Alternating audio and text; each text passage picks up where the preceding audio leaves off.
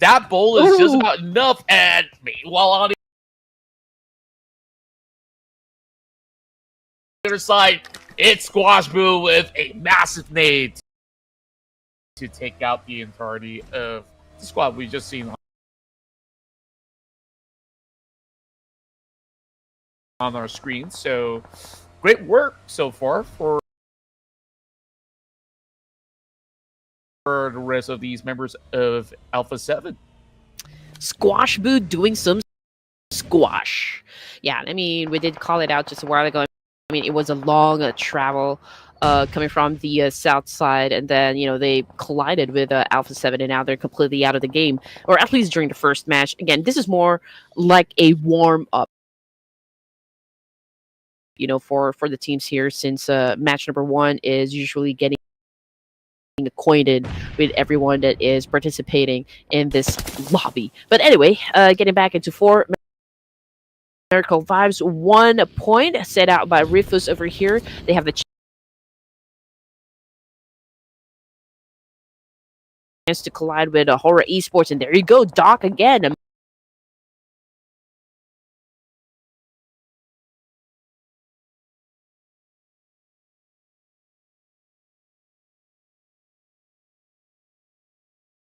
Making some angles work on his side, was able to put down Sleepy from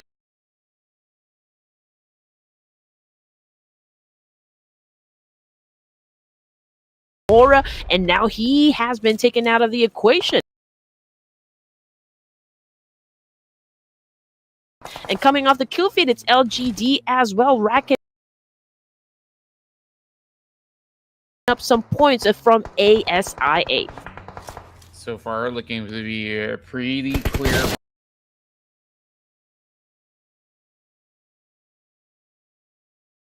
Now, as many of these teams are over at North Point, a little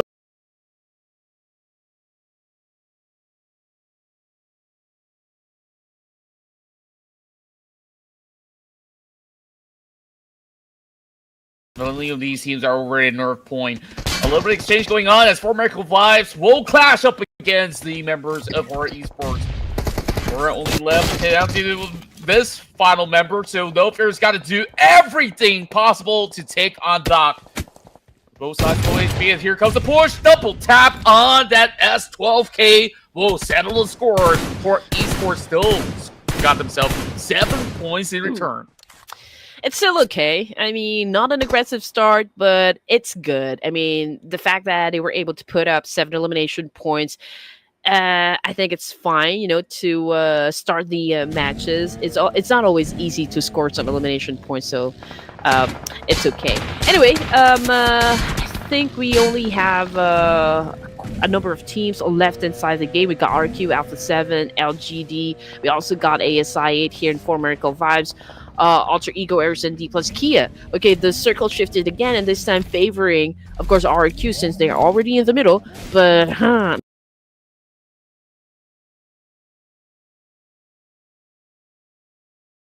kind of worried. Okay, this concerns me because I don't see any compounds, so I don't see any concrete walls that could potentially protect the teams or the players. So we'll probably see the fight happen in an open field.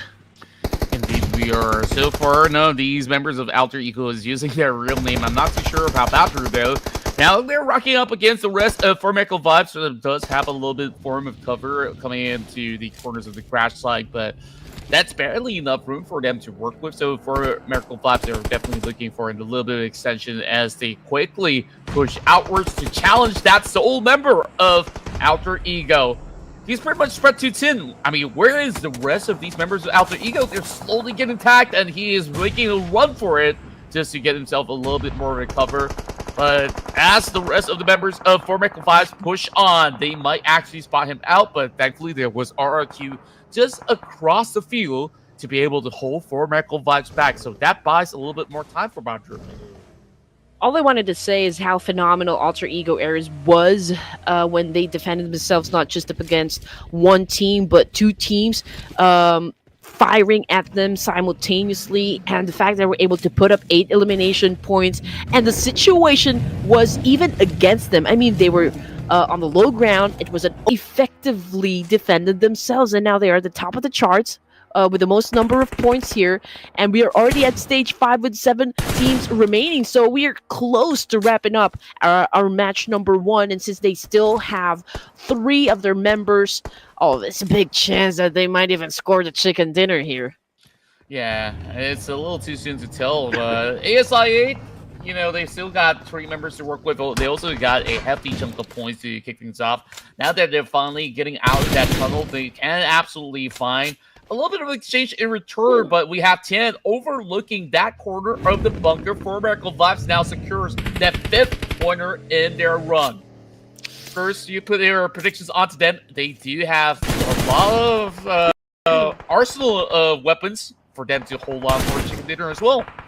It's hard to get stuck inside the bunker, right? I mean, it has so many choke points. You know, I get too claustrophobic whenever I see someone or a team get inside. But anyway, not my problem. 6 teams remaining, ladies and gents. 4 Miracle Vibes with 6 elimination points as well. It's Refus and Dog's been doing all the job here at getting or bagging those kill points that they need for the team. We can see that Jal is trying to pick his moment here, trying to pick his angle as well. They're pretty spread out, if you ask me. We got Top spotting 2 members inside that shack again. Oh, man! Nicely done by ASI8. I mean, we've got one player from 4 Miracle Vibes currently knocked down on the ground. Now make that 2, ladies and gents. Jal and Doc both on their knees. That was perfect defense. I mean, that could be pretty devastating if the nade does actually pop inside the shack. Meanwhile, Carrillo trying to flush off the members of LGD. He has to do it all alone. The rest of the members are nowhere nearby. As you can see, they're pretty much at the corner map behind the spine of the hill, where currently RRQ has the only compile available. That leaves everybody else standing out in the open. ASI getting caught up with Huzaifa over on the grass. Meanwhile, there was back and forth trades that will eventually see that 4 Miracle Vibes member on the ground. Lynx, he does have the bird's eye view up against Doc as well as Tops. Ooh. This is going to be a little bit tough, but Tops is already giving help to the fallen member. And here comes Ed. He drops in the Molotov. It might just burn them up alive. And there's barely enough room, but somehow the member of ASI8 stays afloat. But this nade will be primed right in. There's barely enough room left for that member as he tries to run out, but not finding enough just about yet. 10, is he going to get it? He just cuts himself a little bit more cover because there's pressure coming from the hillside. They knew the importance of not letting anyone get close to that shack. You know, it was a perfect defense a while ago coming from ASI8. The way that they took down, 4 Miracle Vibes from that range was just, like wonderful. It's a chef's kiss. But unfortunately, though, LGD was able to get close through a molly, which took a massive hit onto Baby right there. So that was the end of the line for him.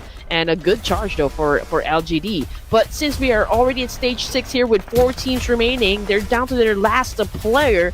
A win or a WWCD could be hard to pull off, but of course, we're not discounting that fact to even happen. Alter Ego Eras with 10 elimination points is pretty strong, aggressive, just as expected coming from this boys. This is their way of actually saying hello to everyone. We are in the game.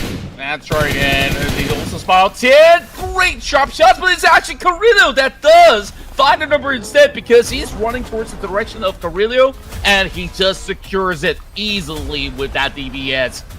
Point take away from the side of Alter Ego, so they will have to find alternative plans. RRQ have not been activated just yet. The fight is right now between these 2 members, but take a look at MG from RRQ. They're looking for a flank, and as they look to take on the entirety of Alter Ego. Not looking too good for the side of Alter Ego Eras. They are in between RQ and Alpha 7, ladies and gents. And there you go. X666 has been knocked down on the ground. And that is a confirmation from RQ that they've already gotten the point. They've already gotten the job done. Nerpeiko cooking up a nade here while MG tries to find a spot here, trying to go off angle. They're applying a lot of pressure onto the side of Badger here of Alter Ego Eras. I mean, it's hard for him to get inside the zone or even maintain his position. Carrillo also trying to join into the mix here. He is driving his vehicle, but I don't think that he will be pushing through with the plan because he kind of stepped back now. And again, Alter Ego Ares, despite, having all the odds playing against him, even, from a while ago, still was able to put up 10 elimination points, which is, of course, not hard, or not easy, rather, to pull off. That's right. Now it's down to the Brazilian superstars versus the Kings of Kings. And the Kings are finally being pinned down. One member being knocked up over the course of the kill. Corellia so far doing plenty of damage in this matchup, as he's definitely going to be getting a whole lot more intel coming into that corner map. So they understood that all that there is these players inside the shack. As they slowly worded them down, they can take that time because RRQ's got nowhere else to go. Yeah, but they do have the compound here, and it will be difficult for Alpha 7, of course, to even get close. All they need to do, for the side of RRQ, is just really be patient at this point and wait out for them, and play their cards right. At least I can say 60% they can bag the chicken dinner here. Very high numbers, I would say, but of course, if they were not careful enough on navigating this fight, then it's the RRQ that may actually walk away with it. That nade definitely comes pretty close towards Nepeko, but these long-range knobs aren't going to fool Nepeko as he dances it off, but I'm not too sure if he has any more med kits available because he's hanging around with 60%. There we go, just a couple of bandages or perhaps a couple of drinks for them to work with. But Alpha 7, they're just not leaving anything to chance. That is going to be the direct center of the zone where RQ is currently at. So no matter what, they have to form a push, but it has to be strategic. Yes. It's going to be too much of a risk here if they decide to crash that compound, because again, they will have to go through an open space here. And what RQ needs to do at this point is just hold on to their spot and just really wait out for Alpha 7 next move in this situation. But utilities can actually run out. They've been throwing a lot of nades, and I feel like they're low on utilities right now, and RQ definitely will be having a grand time just in case Alpha 7 decides to actually push this now. But so far, so good for the side of RQ. Alpha 7 still having a hard time figuring out how they can flush them out. You can see that the Peko is definitely holding an angle that is absolutely smart, wherever they decide to crash in, and that first contact probably will be Carrillo that's going to be on the vehicle. Now they're not wasting any more time. They're going on that push. The smokes have been set up, so they will drive towards the corner wall, and there you go. The nades are being primed right in. Molotov just to deny a little bit more of that zone, and the fight will now commence. Carrillo goes on the flank. Meanwhile, Mafioso looking for a long-range opportunity as well. This is going to be a tight one. And they brought Suvel down to 20 HP. And they find it. Okay, that is the opening. A7 it has been waiting for. We've got one of them knocked down on the ground. And that is, of course, how you play it. Alpha 7 coming in hot, doing what they do best, getting the WWCD at the first match. What a way to kickstart our run here in the Invitational Showdown. So far, Alpha 7 are on that hot streak since the Night of Champions, as they've got themselves plenty of eliminations moving into this matchup. Kudos to them, and kudos to also some of the teams hailing from Indonesia. We've seen explosiveness coming in from Alter Ego, and also RQ has been able to hold the line so well that they find themselves in the top two. So these are definitely some of the big winners of this match. Yeah, there weren't too many options to begin with for this RQ. Really that was the best way I could ever think of, I could ever imagine that they could do. Just really hold the line there, maintain their position, not move any muscle, and not give away or compromise their location to Alpha 7. And Alpha 7 did great, to be honest. They have been trying to flush them out, causing both of the players from RQ to get disoriented, with all of the nades coming through them. It kind of deafens your earphones, right? So you cannot hear whether the opponents are already inside the house. Somehow that's already a disadvantage for RRQ. But then again, it was still a great effort to defend themselves, even if the odds are already against them, but a well-deserved win for the side of Alpha 7. That's right, and there's only going to be more big news coming in from the South Americans as Alpha 7 Esports so far has shown pure finesse in this matchup. And we've also seen a lot of all these PEL teams to also step up in this matchup, namely LGD, where they still have a very consistent run, and they do make our top 4 in the match. So other than that, ASI8, they were hiding inside the bunker, but little do we know they've been taking players off the list one after another, and there was that instance where they were just playing through that shack and they came really close up against all these big names out there, including Formerical Vibes, as they do have secured themselves plenty more.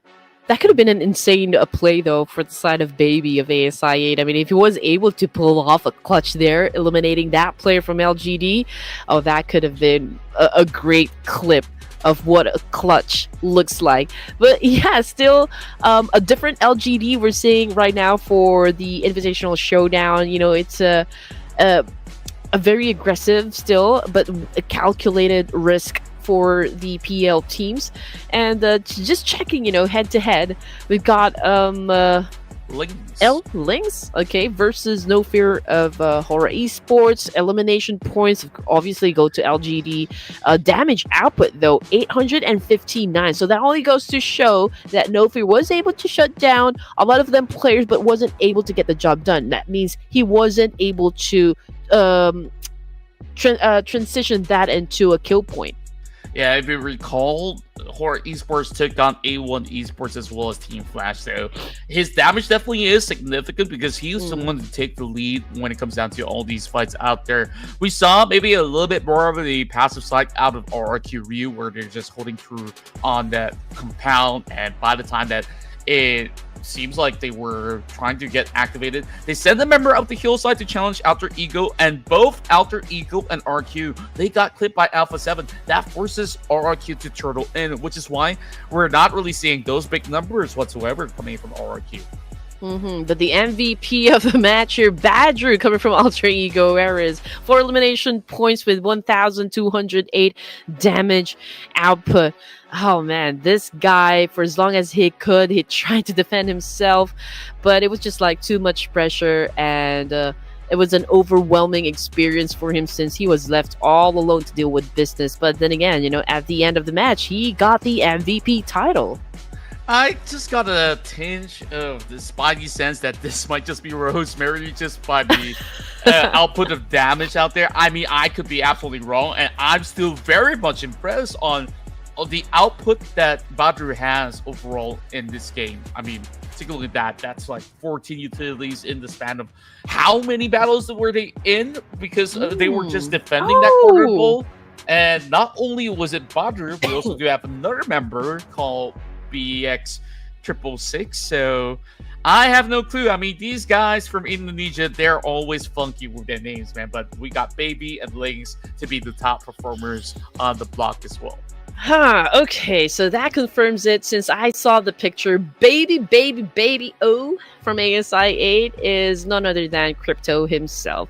So it's going to be interesting because Fourth Rhymes is also playing, and I would love to see a clash between these two amazing teams. Yeah, I definitely want to take a good hard look into, the shift of the next map. If we're going to be sticking to A versus B again, then it definitely will be pretty interesting on how Miramar goes. And speaking of which, we'll take a short break, and when we do come back, we'll bring you match 2 here in the Ruthless Invitational Showdown.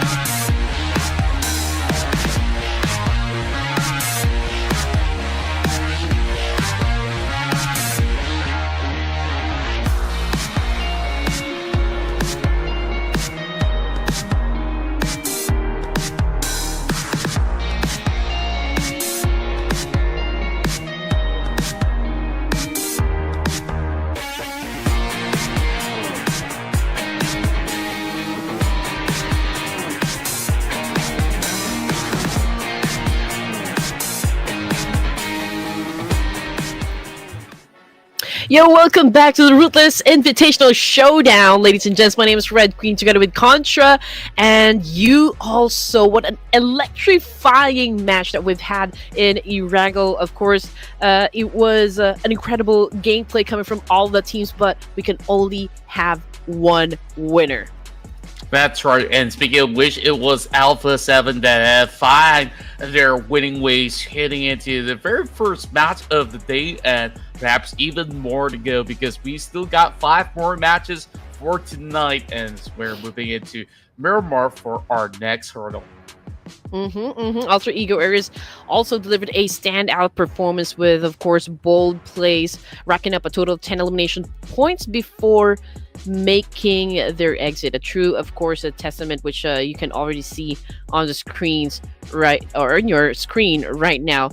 Oh yeah, here we go. Alpha 7 and there's Alter Ego Ares, and then coming in at 3rd place, it was I8 Esports. That's right, a really strong start coming out of not only Alpha 7 but also Alter Ego Ares, as they did manage to secure the most elimination points. And of course, with Crypto and the ASI roster, you always expect him to be very, very explosive.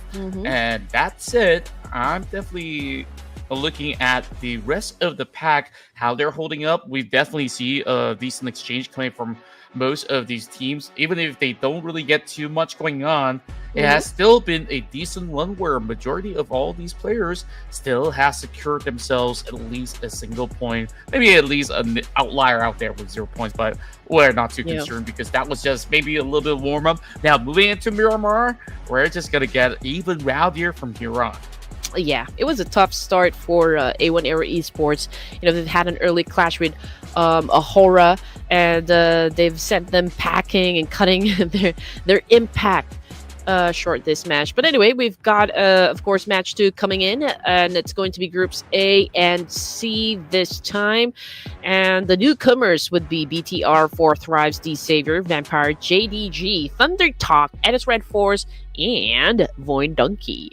That's right, and this is definitely going to be pretty interesting now that we're bringing back NS RedForce on board as well. Now, I'm definitely looking at 4 Tribes because they've been in a fire form, so I definitely think that they're hoping to get themselves back towards the top now that they've seen what really went on in the very first matchup. So I'm pretty sure that they would be having a rough idea on where these spots will be available or otherwise.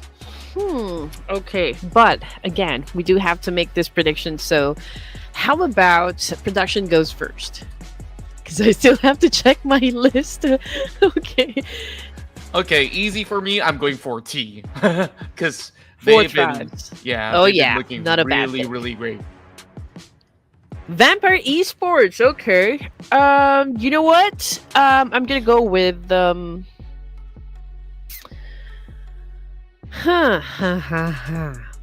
it's RedForce.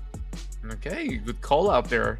If it wasn't 4 Tribes, I definitely are looking at Voin Donkey to see how they're going to be able to hold up against everybody else. Because out of all the teams from Indonesia, I think Voin Donkey has some of the most solid strategy moving into the majority of all these maps. So I'm keeping my eyes on them if it's going to be if they will be able to score a big game or not. And moving to Miramar, it is always going to be a little tough. So I am just hoping that we're going to be able to at least have a decent exchange for majority of these teams.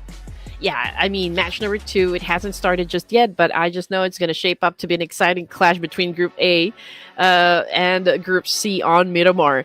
It's a vast desert, of course, and long-range engagements will definitely be happening at the first few zones in the map. There's also the fact that, you know, with teams like Alpha 7 Esports and Bigetron in the mix, I do expect bold plays and top-tier positioning battles. And also, you need to watch out for D Savior, because D Savior, when it comes to Miramar, they're pretty awesome. Yeah, and of course, everybody could not get over the fact that they just took out, 3 squads when they only have, 2 players left.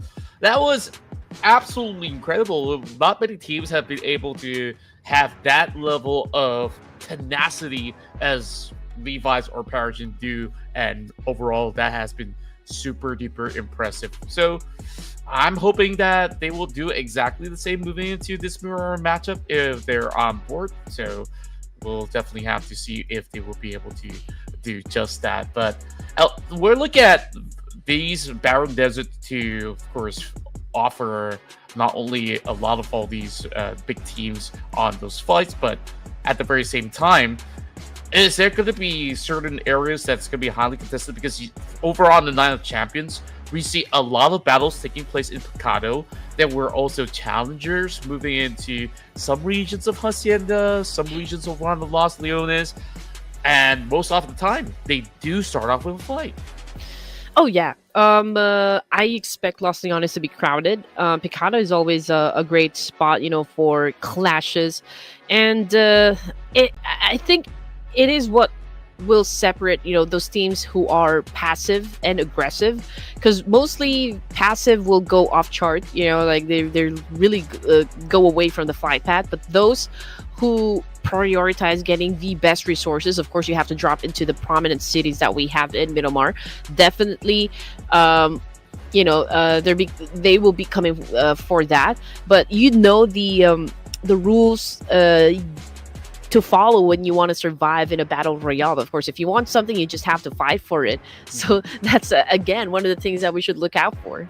Yeah, overall, definitely there's plenty of fights that we can expect moving into the territories of Vampire Esports, because there were names such as, I'm not too sure if it's Weibo or one of the teams from PL that always goes in to challenge them, and there are sometimes outliers to moving into the stadium grounds as well. So it can be pretty tense where even 3 teams will be on board. So the last time, of course, D Savior dropped into El Pozo, they were also met with Enigma Galaxy. Enigma Galaxy, I'm wondering if they're going to be on board as well heading into the matches for this evening. Yeah, you shouldn't count out Vampire Esports. I agree with you. I mean, their aggressive style might just, shake things up in the open landscape. I mean, it's all about, who can handle the unpredictable shifts, of Miramar zones while keeping their cool under pressure, so to speak. So let's see who takes control of the desert and comes out on top. And also, ladies and gents, we are interested and we are dying to know which of these teams you are going to pick for match number 2. We'd also love to know about your predictions. So make a lot of noise down there in the comment section, because in just a few moments, match number 2 will begin. That's right. We saw a lot of these teams were really putting up such a massive run, especially for Alpha 7. Will they go on a streak as Group A is still on board? It's time to find out as the clock is ticking, and we can't wait to start off our first Miramar of the day. All right, here we go. We're already inside the plane, and we'll definitely see teams open up their chutes to head on towards their favorite drop spots. And of course, the moment they land on their feet and they get their hands on the ammunitions and the guns, we'll be starting the fight real good. That's right, as this flight path will kick off by the corner of prison where they usually spawn, and it will end up just by as well as the Oasis. So plenty of areas to play out. So looking at most of the region of Chimasera, which will be a direct drop for American Vibes Twitter if there's going to be any form of contest. We're looking at Voin Donkey already hopping off of the plane path. Meanwhile, 4 tribes are slowly folding on the corner of Monte Nivo. If they were to dock there, that's going to be great. If they extend to El Pozo, we might actually see some battles taking place, because A7 is going to be moving into that quarter instead. While I expect Vampire Esports to be directly over center, BTR have always remained in power grid ever since this team has established, and they're not budging from that point onwards. Yes, and as we can see the flight path here, we are trying to check, okay, which of the areas are going to be highly populated. And the circle just went up north, ladies and gents, northeast. that is. Okay, and we can see Weibo Gaming again, just like what my co-caster said. They're probably headed towards Toriyahumada.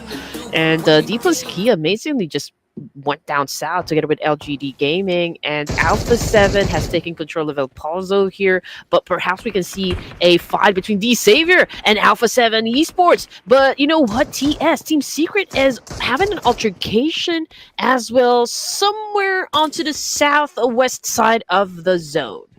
Yeah, speaking of which, this is just by the quarters of St. Martin as they take that urban setting as their playground. GK already got that M4 in hand, but the rest of the Nongshim RedForce members are charging right through. What a jump shot coming from TZ as he secures that knock.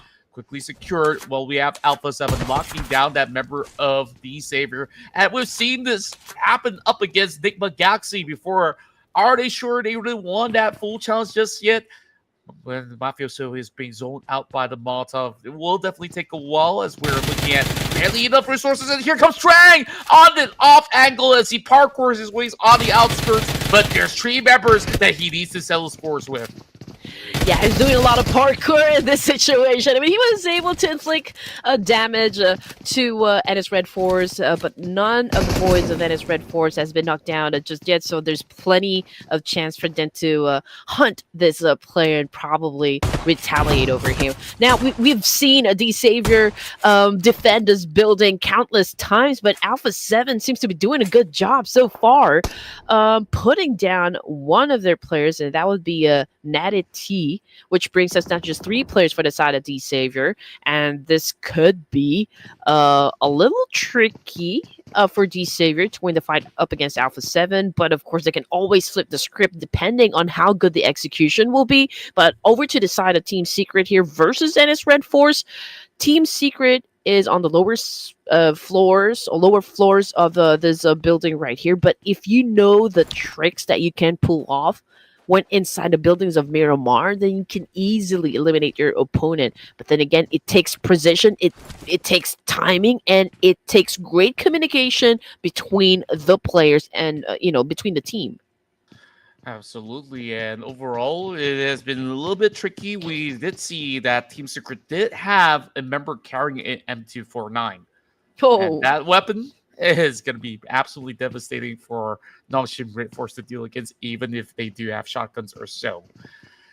Now, we'll definitely have to wait and see if there's going to be any sort of further commitment from the looks of it. Not quite yet, but we know they definitely do want to commit with this one. Nongshim, they're feeling very confident because they do have these 3 members to be working around this big sector of the office building. So it is just going to be a long gridlock for now. It's really down to what Trang as well as Frankie could actually set up this time around. This being Team Secret's very first game here over the course of the weekend. I think they're just trying to, of course, ease their way out of this matchup. So we'll see if they'll be able to at least start out on the good note, though they've already lost 1 member. So other than that, it's just decent news. Not really the best, but not the worst case scenario.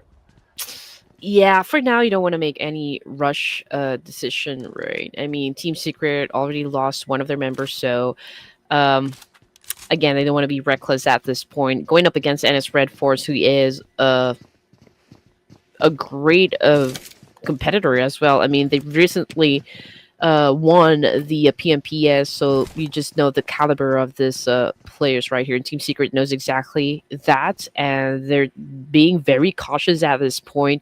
They don't want to make any mistakes. But yeah, this is currently a standoff that's been happening between these 2 teams. But we do have 1 player from Team Secret who is a little bit off angle here, probably the one just getting all the information if they're going up, they're going down, probably listening to the footsteps and just waiting for any of the players from NS RedForce to go out or come out from hiding, and that's exactly where he's going to shoot. But 4 drives. Okay, 1 elimination point. Yeah, they managed to just wrap around after looting Montenevo, and just by the outskirts, caught 1 member out of Alpha 7. That definitely takes a lot of navigating around the fields, or scouting, I would say, just to get that pickoff. Meanwhile, Tony K also getting a number done up against the members of JDG. Oh, we've got an opening. We have got an opening. Team Secret was able to throw an effective nade up against I8 RedForce, so perhaps that would pave the way for them to get inside the building and do the job. But in the meantime, let's check out Vampire Esports as they butcher the players of JDG. And there you go, just like that. We didn't see it happen, but yeah, I8 RedForce already out of the game here, courtesy of Team Secret. And while Vampire Esports is still collecting their points as well, oh man, everyone is just having a good time There's here. still one But player. there's one more. He's just limping around. I mean, this will definitely be secure, but where exactly is that final member? It's nowhere to be seen thus far. And that is definitely going to be a little bit more concerning for the moment. While it is, I can only read that first letter in Chinese. That's Xiao, small, and Z.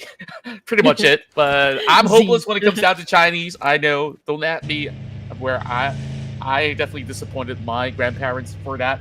But overall, the fight commences as also looks for a pickoff up against LGD. Whew, man, if you're left with one player in the team, you just have to focus on longevity and probably pick a spot where none of the players or none of the teams would suspect you to be at, and probably just pop up again during the last few zones of the game. But anyway, LGD just suffered a casualty. I mean, we've got one out, taken out of the equation here, which is, of course, can be a little tricky to pull off a WWCD, because we still got a lot of teams with a complete set of players. From the kill feed, it's Alter Ego Eras again collecting some points.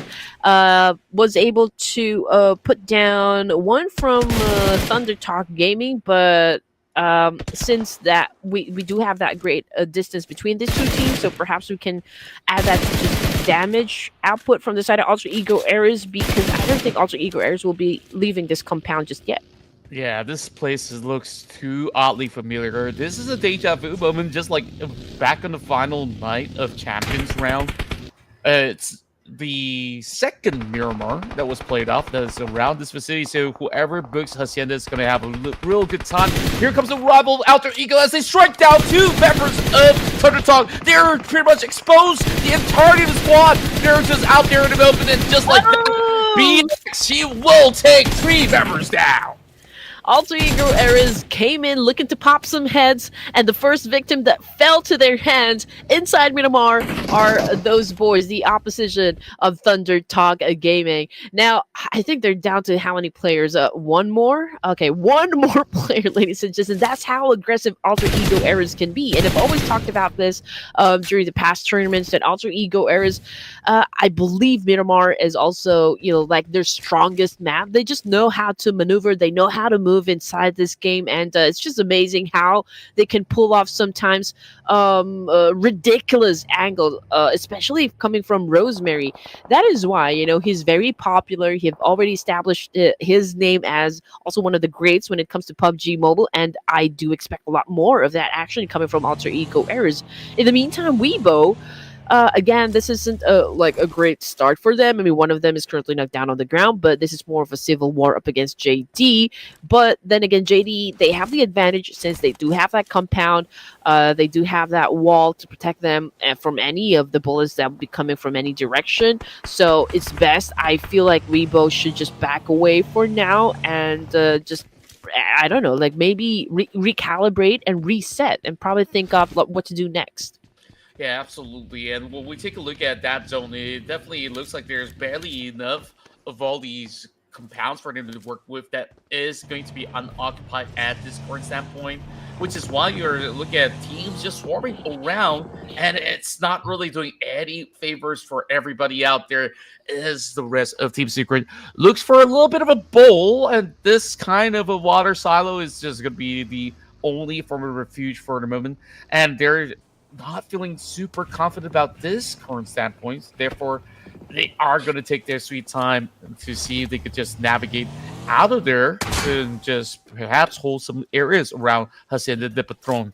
Meanwhile, greater commitment come from Badru as they are taking this fight on the blue zone by the corners of Truck Stop up against Dplus KIA. Hey, if you see an opportunity again, you just have to grab it. And the fact that this game is fast-paced, you just just have to move, and move. But we can see, okay, Dplus KIA here with a mini 14 and just tapping away. Probably was able to inflict pain again, but I'm not sure if we've gotten any information if it was able to pick any of the players from that range. But anyway, back to Alter Ego Eras here. Badru already out of the game, but X666 here was, managed to put or bag 3 elimination points for himself, and the fight continues on for Alter Ego Eras. Yeah, just so far clean takes coming from the side of BX as they spot out the return of ThunderTalk, and then after that, as much as they really want to further commit, the zone is just going further and further away, which is why we're looking at them for prioritizing the area plays. Voin Donkey, a team that I'm excited to watch, are currently tagging up against the members of Team Secret. Last we saw, it wasn't exactly the easiest of spots for Team Secret to play out. They finally found a place to call home, but there's that. It isn't exactly the safest area to play out. But at the very same time, we're just looking at majority of these teams going for those long-range exchanges. I really do appreciate the members of BTR as we got the entire roster playing the real deal right now. We got Federalis on board. We got Razy and many more of these names up there on our screens. So this is going to be exciting. During the Night of Champions, I feel like the Academy players were the ones taking control of the game, but this time Federalis is in the mix and the rest of the stars of Bigetron Red villains. So let's see if they can make something happen for BTR. Getting back into Weibo here, again, they've managed to put 1 elimination point. Just a while ago, they tried to challenge up the boys of JD, but backed away because it wasn't really the best to do right now. I mean, it was too early for a fight, so it's logical that they kind of stepped away from that one. Tony K, however, is cooking up a nade here, challenging them up, so could be bad for Weibo. But there's only 3 players left for the side of Vampire Esports, so it definitely looks pretty tough because that nade lands perfectly on top of SY. And over on the other corner, there is going to be D-Saver to also answer back. The rest of Weibo Gaming is actually within the other side of the compound, so I don't think anyone's extending out for the rescue. Meanwhile, the Taurus takes down Levi's on this 3-way warfare. All right, I mean, 3, it's not a problem if they're not even complete. So that says a lot with the gameplay we're seeing coming from Vampire Esports. Tony Case not stopping at all, throwing up a lot of nades up against Weibo. But you know what? I feel like D-Savior is interested to join into the mix here, so that can be interesting as well. Horaa Esports, we can see No Fear is close as well within proximity. So, I mean, this could be a party that we didn't expect. But anyway, a lot of nades still being thrown, trying to flush Weibo Gaming out. How well are they going to be defending themselves up against a D-Savior at this point or in this particular situation? We've got JZX backed in the corner here and just waiting for them to actually get inside, get close to him, and let's see if he's any good when it comes to a CQC fight. We can definitely tell that this compound is going to be a prime location, which is why they're opting to actually take them out. The nade falls pretty closely, just about enough to supplement, as Parajin is the one that shuts down RC. Quick maneuvers once more coming in from the Vietnamese side. We now also have Woon to be joining the rest of D-Saver on this push as well. Well, Woon, he's looking for pretty much a quick takedown, and just like that, Weibo Gaming is deleted. But Vampire Esports been monitoring the situation, and now they're getting to let D-Savior have a taste of their own medicine. Here comes Venturas with the first attack, with the first nade, damaging, of course, one T100. I'm not exactly sure what his name is, but yeah, I mean, he's been inflicting damage. Pubg was able to dodge the attack, but of course, this doesn't stop here, ladies and gentlemen. Vampire will definitely continue on making it rain nade here to try to get these Savior boys out of this building before they get inside and annihilate them. And take a look at the far corner of the screen. There is also No Fear watching all these commotion happen. Once they further commit, I believe he will call in the cavalry for the rest of of Horaa Esports to just swing right at the weakest line. Swinging it with that nade, looking pixel perfect. And then Torres is definitely opening up the account right now, going for that full push. Wow. And just like that, it's all down to Woonty, who makes his debut. He needs to make it shine even brighter as he trades right back. But there's two members roaming right through on his left. He's trying to manage it with the couple of shells coming from the S12K. He does connect one shot, 2 down, and more to go. Bringing it up to 4-9. He's going for the fastest spring. Can he seal the deal? It's Tony Clay that clutches and saves the day. And here comes No Fear. Oh, yeah. The fight doesn't stop here, ladies and gents, but, okay, I was looking for the backup, okay. So, Vampire Esports, after what they did to D-Saver, now they're experiencing it as well. Tony K, he doesn't have anyone to back him up, and so Horaa Esports, of course, is taking advantage of that one. But before they exited the game, they were able to put up 8 elimination points and 4 for D-Saver here, ladies and gents. From that exchange, we've got 2 players knocked down on the ground, which paves the way for Dplus KIA to crash the compound, but No Fear was able to put a stop to that track. Everybody wants a piece of this land, and it seems like this battle will be never ending. No Fear just holding down the line up against Fabian. Then Fabian, he goes in for the exchange and successfully takes him down. That's not over quite yet. The rest of No Fear's company will definitely respond as Horaa drops in big bangs of a nade. And just like that, slowly singling out all these targets. Just not enough coming in from Sky. Now it's down to Chip, and he does pin down one member. That is Sky. 1v1.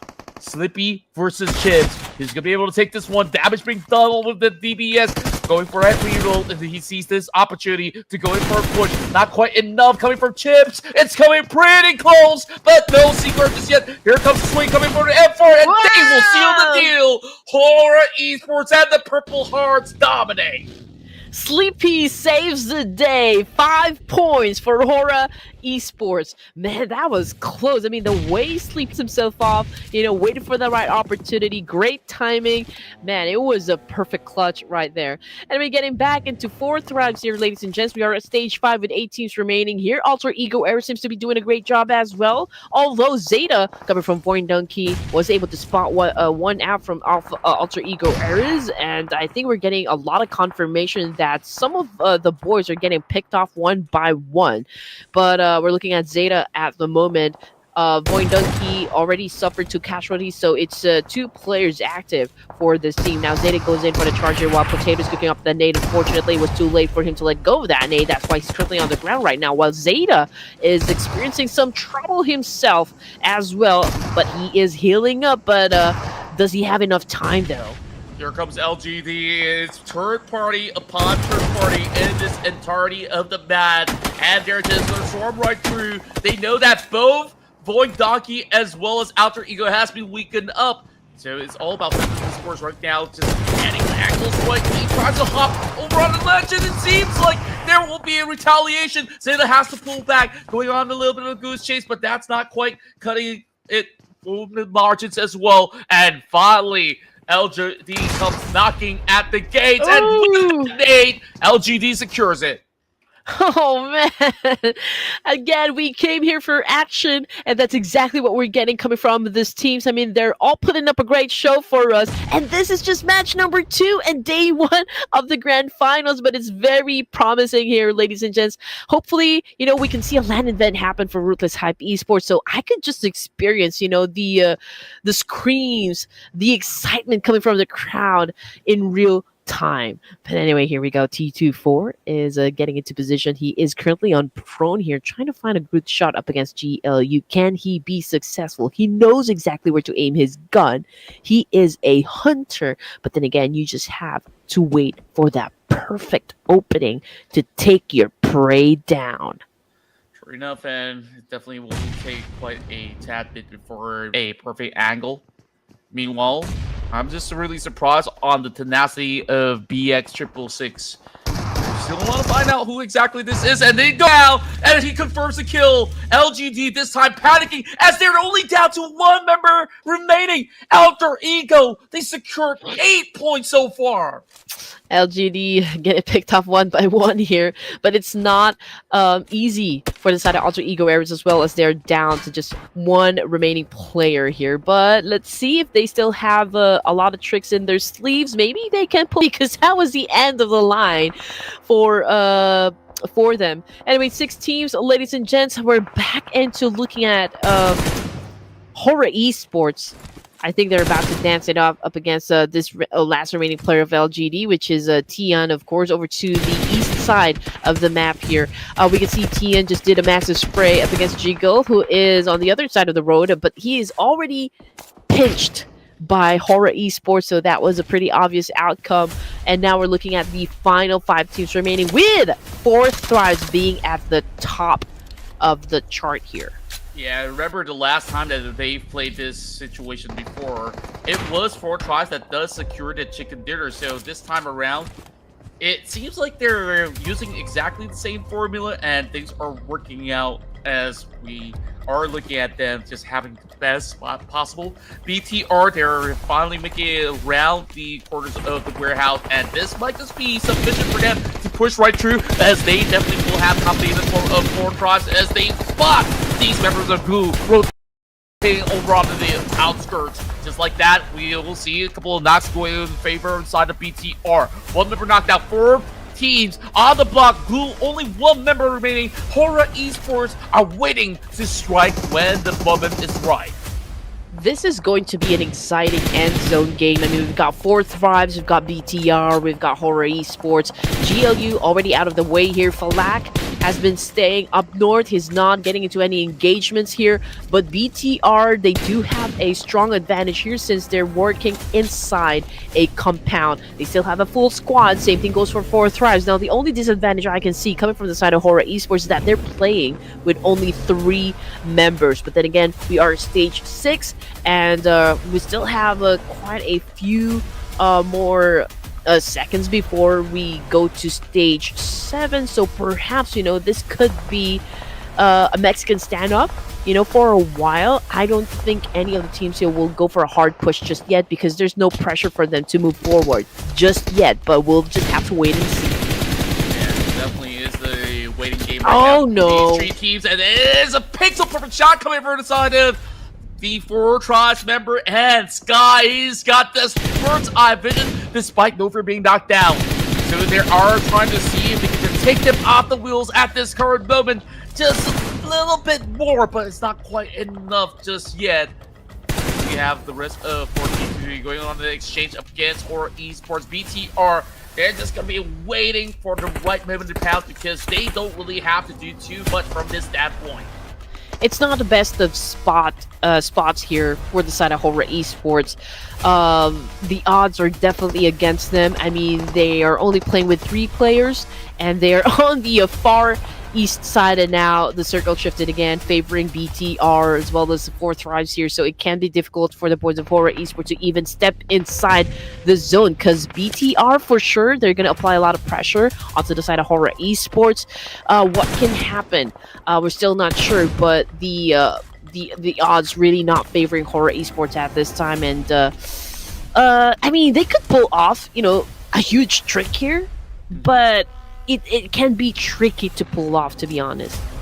It definitely seems like the case right now. BTR, they're happy to actually stay around these compounds as it's still part of the zone. Meanwhile, these 2 other teams that are over on the spot in the kill, trying to make that space. 4 Tribes, they want to single out these targets coming in from Horaa Esports, and it is not looking too crystal clear for this meantime.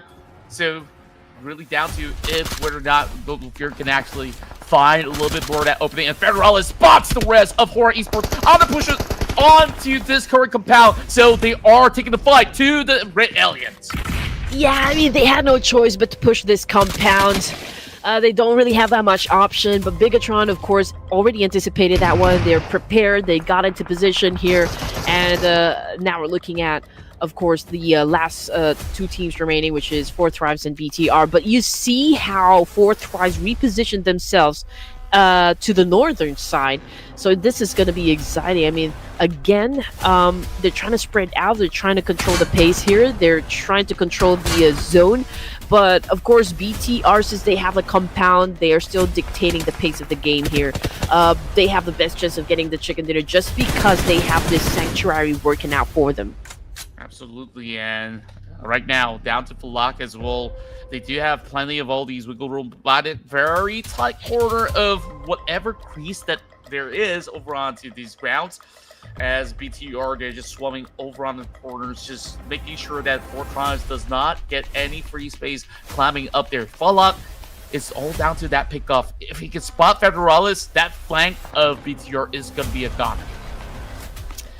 Great vantage point coming from Federalis. Not gonna lie here. I mean, he is on top of that house and can probably monitor what Falak is doing. He needs to be careful though, because even if you do have that great vantage point, you are pretty exposed to other members of Fourth Tribes, and you can easily be picked up by any of them as well. So it does come with a lot of risk. But anyway, Bigetron still trying to figure out a way, the most effective way on how they can outsmart, outgun the boys of Fourth Tribes. It's a standoff still. Nobody's pushing hard just yet. Perhaps we're looking at stage 9 finish here, Contra. It might just be the case. I mean, it's just very tactical coming in from both Four Tribes as well as BTR. And this is one of those full 4-on-4 fights that we don't always get throughout the Night of Champions, as they're taking their sweet time, just navigating, and Four Tribes just wants the rest of BTR to charge right at them, but they're not really leaving any chance. And now, even the zone forces Four Tribes to eventually bunch up together. So stage 8 is going to be a little bit tricky. Yeah, and this is where it matters most. I mean, to show up. I mean, IQQ has always been known with his accurate shots, you know, even with a great distance. Long-range shots works effectively for him. He needs to take out Federalis, because he just know that if he takes him out, then that could be, you know, their cue to be a little aggressive against BTR, because they do have the upper hand advantage. Now, Satar's been making rounds. His scouting, he's been popping off those smokes as well to kind of conceal the location. Both teams are doing exactly just that. T24 is even scouting as well.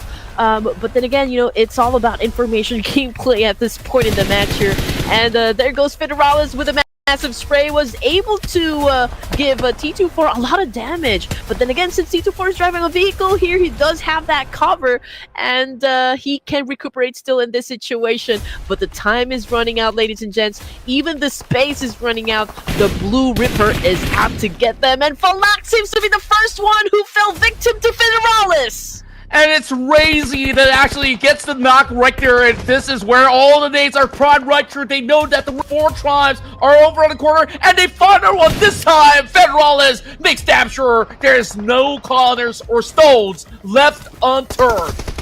And here we go, we got a player from BTR who's currently knocked down as well, but this is it. Now or never, ladies and gents. Noki tried to make a difference, but unfortunately BTR does have the upper hand in this situation, and with that accurate shot coming from Federalis rather, BTR, no doubt, was able to secure that win. The Red Villains are back, or whichever iteration of BTR that you named them. This is the star-studded roster on the block. Yesterday in Night of Champions, they were just testing waters. This time, it's their game phase right on our screen. Although you have two players who's not willing to, of course, share their handsome pictures, but that's absolutely okay. They secure a massive win here because, you know, I did vote for them because I thought they were still running the same roster, but now I kind of have sort of regret